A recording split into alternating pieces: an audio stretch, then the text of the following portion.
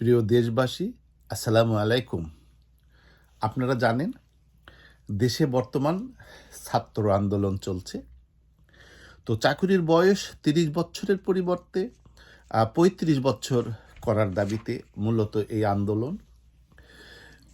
বাংলাদেশের যে সংবিধান এবং যে বর্তমান চাকুরির নিয়োগ বিধি এ অনুসারে একজন ব্যক্তি তার বয়স ১৮ বছর পূর্ণ হওয়ার থেকে শুরু করে ৩০ বছর পর্যন্ত সে সরকারি চাকরি পাওয়ার সে যোগ্যতা সে অর্জন করে এবং একজন ব্যক্তি ৩০ বছরের পূর্বে এবং ১৮ বছর থেকে শুরু করে যে বয়সেই সে চাকুরিতে যোগদান করুন না কেন, সে একটানা তার সার্টিফিকেটের বয়স ৬০ বছর পূর্ণ হওয়া পর্যন্ত সে এই চাকুরিতে বহাল থাকার অধিকার সে অর্জন করে।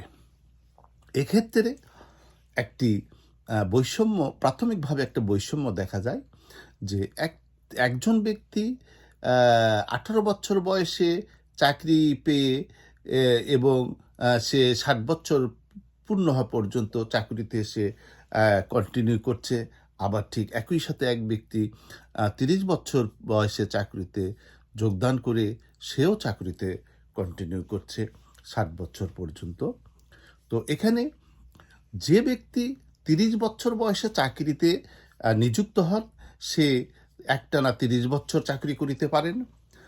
পক্ষান্তরে অন্য এক ব্যক্তি, অপর এক ব্যক্তি যদি ১৮ বছর বয়সে সে চাকরিতে নিযুক্ত হন, সে একটানা তার ৪২ বছর পর্যন্ত সে চাকরি করিতে পারেন। একজন ব্যক্তি ৩০ বছর চাকরি করছেন, অপর এক ব্যক্তি তার জীবনের ৪২টা বছর সে চাকরি করে সে অসুস্থ, ক্লান্ত হয়ে পড়ছেন। পক্ষান্তরে দেশে একটি বৃহৎ জনগোষ্ঠী বেকার সমস্যায় তারা হাবুডুবু খাচ্ছে। দেশের শিক্ষিত সমাজ তারা চাকরি না পেয়ে বিদেশমুখী হচ্ছে। দেশ হচ্ছে একটি মেধাশূন্য। সুতরাং আমি নতুন সরকারের কাছে আমি সুপারিশ করি এবং কমিটির কাছে সুপারিশ করি, দেশে একটি গতিশীল একটি নিয়োগ বিধি চালু হবে, যে নিয়োগ বিধির অধীনে একটি নির্দিষ্ট মেয়াদকাল, যেমন ৩০ বছর যে বয়সী চাকরি পান না কেন ৩০ বছর মেয়াদ কাল পর্যন্ত তারা চাকরি করিতে পারিবেন। যদি কোনো ব্যক্তি ১৮ বছর বয়সে চাকরিতে যোগদান করেন, ১৮ বছর যোগ ৩০ বছর, ওই ব্যক্তি ৪৮ বছর পর্যন্ত সে চাকরিতে বহাল থাকিতে পারিবে।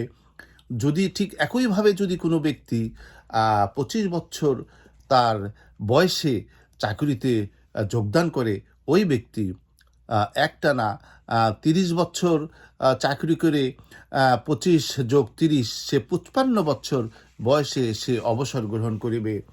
আবার যদি কোনো ব্যক্তি তার সার্টিফিকেট বয়স ৩০ বছর বয়সে যদি সরকারি চাকরিতে যোগদান করে, তবে সে তার পরবর্তী ৩০ বছর চাকরি করে সে ৬০ বছর বয়সে সে চাকরি থেকে অবসর নেবে। যদি এইভাবে যদি একটি গতিশীল যদি আমরা চাকরির বিধিমালা প্রণয়ন করতে পারি, দেশের বেকার সমস্যা লাঘব হবে এবং দেশ হবে একটি শান্তিপূর্ণ আবাস। আজকে এ পর্যন্তই। এই সমস্যা নিয়েই আপনাদের সামনে হাজির হয়েছি। আমি পরবর্তীতে অন্য কোনো সমস্যা নিয়ে তার সমাধান দিয়ে আমি আবার হাজির হব। সে পর্যন্ত আপনারা ভালো থাকবেন। আজকে এ পর্যন্ত। আসসালামু আলাইকুম ওয়া রাহমাতুল্লাহি ওয়া বারাকাতুহু।